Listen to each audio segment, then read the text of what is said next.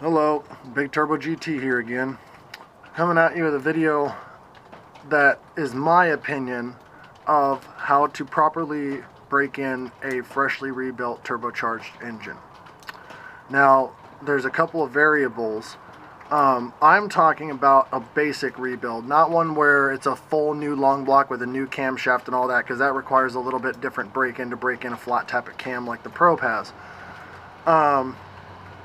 If you have a roller cam, you really don't have to worry about breaking it in per se, but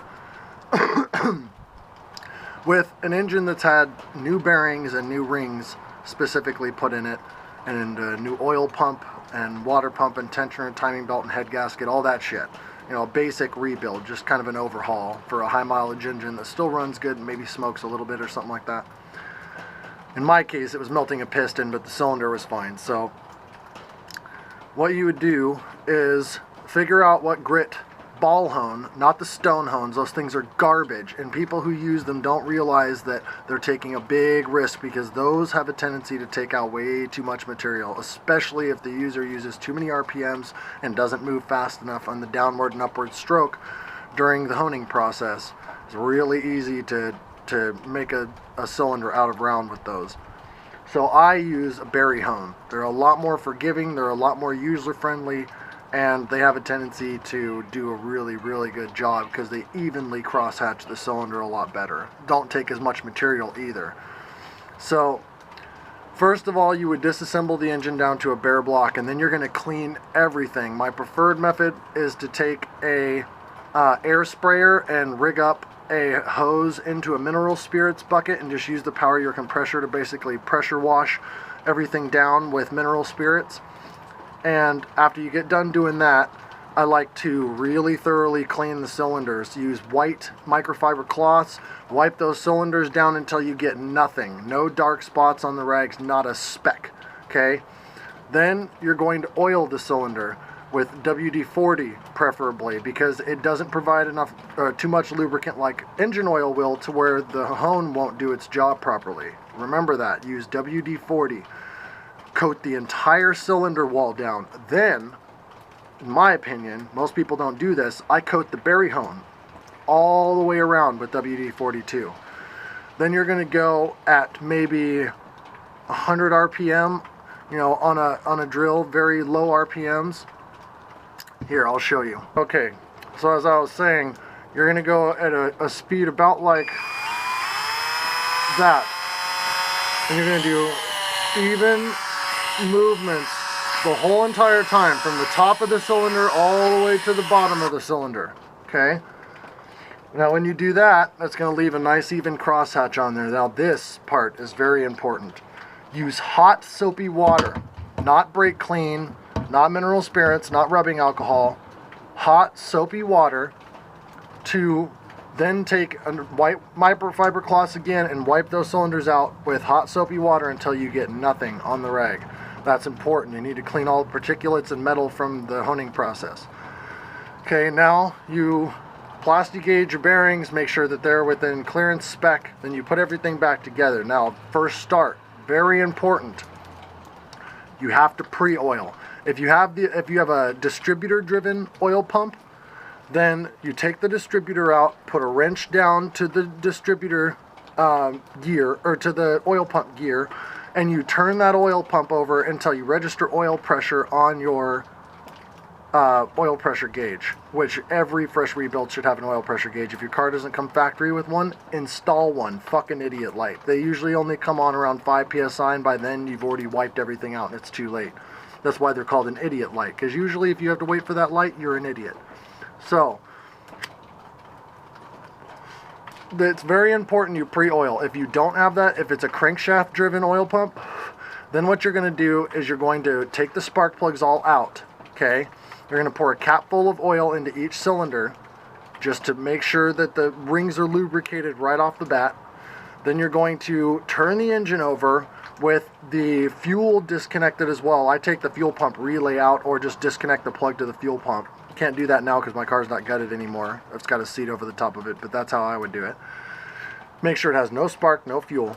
Then you're going to turn that engine over for with no compression or anything, with all the spark plugs out, on the starter for a solid 30 to 40 seconds until, well, I would do 25 to 30 seconds and then let off, let the starter cool off for 2 or 3 seconds, and then hit it again. You don't want to overheat your starter. Although without compression, it's unlikely for that to happen. So you can pretty much turn it over as long as your battery will take it. But you want to turn that over until you see the oil pressure start rising, and then keep doing it. See, most people just do it till the oil pressure starts rising. I'd keep doing it until the oil pressure peaks at whatever the starter can turn the oil pump to. So in my case, that was about 20 psi. Now you're good to put the starter or the spark plugs and fuel back onto it and start it for your first time. Keep in mind, if you have an engine with hydraulic lifters, they're probably going to tick on first startup, even if you primed them, because they're going to have to pump up. So if it's really loud lifters right when you turn it on, don't just immediately shut it off, because then that can dry the bearings and you can spin a bearing the next time you spin it, and that can ruin that pre-oil. So you need to start the car and let it run. Don't let it idle. Don't ever let it idle. As soon as the engine catches, bring it up to 2,000 to 2,500 RPM and vary the RPM. And you want to keep doing that for 20 minutes or so until the engine warms up. When the engine gets up to operating temperature, check for leaks. You can shut it down then. Check for leaks. Okay. Check to make sure that you top your coolant off and the coolant system bled properly. Then you want to change your oil. Immediately change your oil, because that first startup is where the most wear is going to happen. So that's where the most metal shavings are going to happen. So you want to inspect your filter. Okay. And make sure that those metal shavings don't circulate through your bearings in your system, so you want to change that oil out. In fact, I pour an extra quart in on top just to kind of flush some more stuff out, and use a magnetic oil drain bolt on a fresh rebuild as well, because it'll catch any of the cylinder wall particulates, which are going to be the hardest material, and the ring particulates, which are going to be the hardest material and do the most damage internally to your engine. After you've changed that initial oil, go out and drive the car normally, okay? With a non-turbocharged car, you're going to want to go full throttle from 3,000 RPM or so to 5,000 RPM or so. If you say your regular line is 6,000 to 6,500, then you're going to let off snap your foot off the gas. Don't smoothly let off. Just jank your foot off the gas and let that car coast in gear back down to the RPM that you started at and the speed that you started at. Then do it again 5 or 6 times. Then do another gear, preferably start in second, then do third gear. Do the same thing. Full power runs from 3,000 RPM to, say, 1,000 RPM before red line to 1,500 RPM before red line. And then snap your foot off the gas and let it come back. What that does is seat the rings. That pressure is going to push those rings out against the wall and get a nice even wear. But it's not going to be a good thing if you do full boost in a turbocharged car right off the bat, because that's excessive pressure, and that can actually cause what's called peaking the cylinder cross-hatching, which is where you glaze the cylinder. You make it to where the cylinder has imperfections that will not allow the rings to seat properly from improper braking.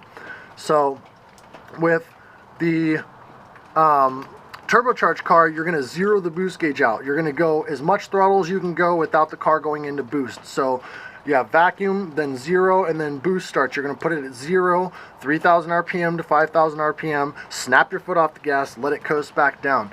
Do that for 50 to 100 miles, then change the oil. Then you're good to go for low boost for about the first 1,000 miles. You want to use whatever oil you're going to run in the car, conventional, whatever weight. You're going to want to run conventional oil for the first, I say 2,000 miles, to make sure that synthetic oil is not going to cause any issues because it's so slick. But, excuse me, you're going to want to use that oil, and you're going to want to change it at the, right after you do the first oil priming, change it. Then after first start and operating the engine to operating temperature, you're going to change it. So what I'm saying is that you do pre-oil, then you start the car, run it up to operating temperature, do everything I said, then change the oil. Then you go out, do the ring seating for 50 to 100 miles, which I just described, and then change your oil again. Then at about 500 miles, I like to change my filter at least and inspect and see if there's any metal in it. If there's metal in it, then I change my oil and continue on to 1,000 miles. Same thing, cut the filter open, check it for metal. If there's no metal, then leave the oil in there and start your normal oil change intervals, and your car is basically broken and you can do full boost and take the car to the track. Some people have different methods, but this is the method that's worked for me. Usually I'm putting engines together in the cold, outside, in front yards with minimal tools, and sometimes I have to use cheaper parts because a single dad, no job, about to be going back to school for welding, which I'll be starting a welding channel here pretty soon, and brazing, especially aluminum and stainless, so stay tuned for that. But basically that's how I break my engines, and it's worked perfectly fine for me every single time that I've ever broken engine in, no matter what it was, from 351 Windsors to RB26s to a 2JZ to a 1JZ to an F2T to a Ford 2.3 Lima Turbo to a 4G63 to a 3S GTE. I've broken numerous engines this way, and it's always worked really well for me. So thanks for watching.